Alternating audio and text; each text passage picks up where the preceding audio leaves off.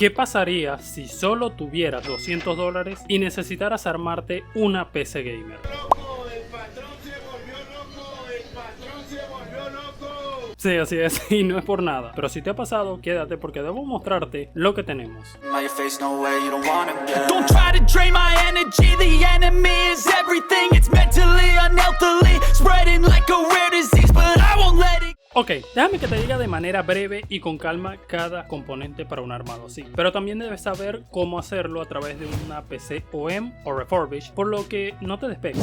Tenemos un PC Dell Optiplex 7010, que es mi PC secundaria como base. Procesador i5 3470 de 4 núcleos y 4 hilos, con frecuencias que van desde los 3,2 GHz. Tenemos unos 16 GB de RAM DDR3 a 1600 megatransfers, y aquí es donde viene la parte compleja de todo, el almacenamiento. Primero, un SSD de 120 GB que me salió en $15 para el sistema operativo. Continuamos con un SSD de 240 GB para los juegos, y aquí es donde te aviso que no hay muchas pruebas en ese aspecto. A mí se me hace que eres marica. Nelson, 240 GB te alcanza para GTA 5 y probablemente un juego más, pero no daré spoilers. Ok, retomando, el SSD de 240 GB salió en $20, y si hay críticas por los precios, hagan saber en los comentarios, leeré todo, ok. Por último, y no menos importante, el HDD de 500 GB ya venía con el PC.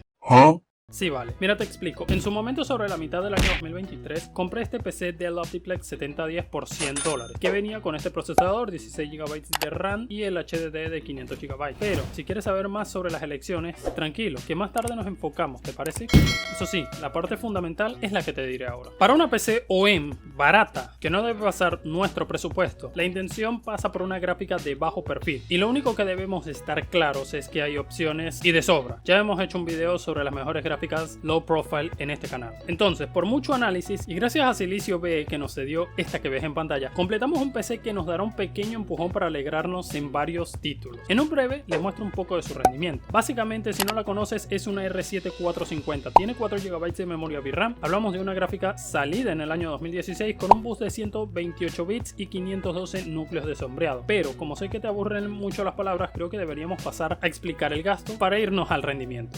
Repetimos la cuenta y vayamos a estar atentos. De todas maneras, tendrán en la descripción un resumen básico. Dell Optiplex 7010 a $100, que ya viene con los 16 GB de RAM y 500 GB de HDD. SSD de 128 GB en $15, SSD de 240 en $20. Al final, una gráfica como la R7 450 que está a $40 en el mercado. Pero ojo, Silicio no la tiene a la venta, aunque me dijeron que si hay apoyo a este video pensaré en venderla, por lo que dejen su like. Todo esto nos da $175.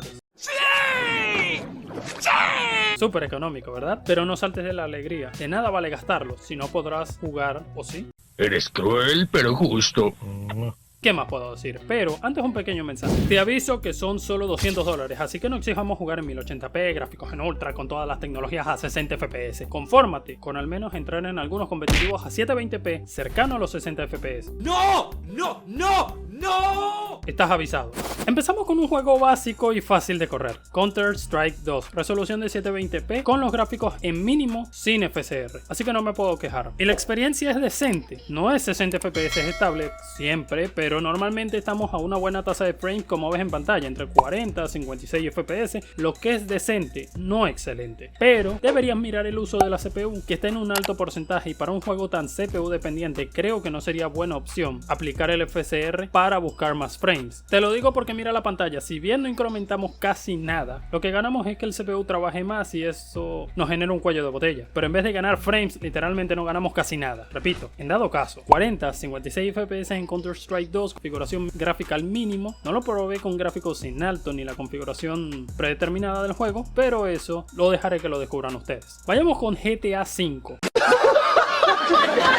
Porque en un setup así al menos podrás tener 3 juegos, luego te digo el otro. Pero si has estado viendo la pantalla, no estás errado. Más de 90 FPS de media y sin estar al límite.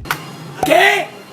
¿Qué? con la resolución de 720p, gráficos así como lo ves en pantalla, que es la que te recomienda el juego. Si bien a veces se notan estos dientes de sierra, tenemos una buena cantidad de frames, pero si eres un poco de querer un extra, en esta configuración, si bien bajaremos a unos 60 fps, estamos usando un custom que a primera vista no se nota mucha diferencia, pero claro, también no le debemos pedir más a esta tarjeta gráfica, que de paso, grabé todos los gameplays a través del software Adrenaline de AMD, así que por si a las moscas, tened eso en cuenta. Un último título y se trata del Valorant, resolución de 768p, pero tenlo en cuenta por si a las moscas, gráficos al mínimo porque sí o sí queremos más FPS. Y aquí bueno, tenemos al menos unos 110 FPS de media, una tasa muy buena de frames para un PC económico, pero debes enfocarte en algo, mira el uso de la CPU. Puede que si subas más la calidad elimines ese pequeño tema de cuello de botella, pero no sé tú, déjame saber en comentarios qué harías tú. Yo te soy sincero, es primera vez que me metí al Valorant.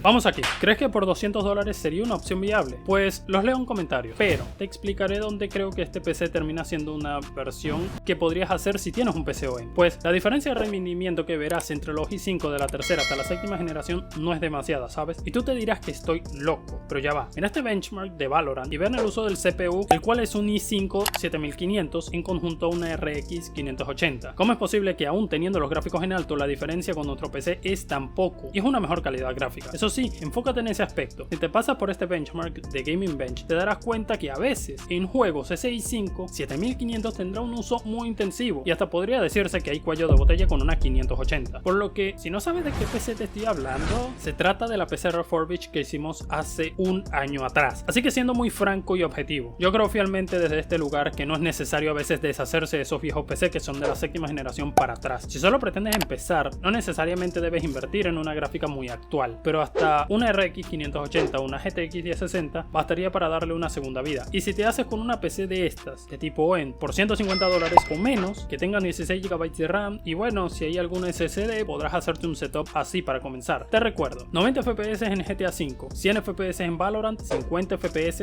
en Counter-Strike 2. ¡Sí! Y si planeas actualizar ese almacenamiento, te lo puedes quedar.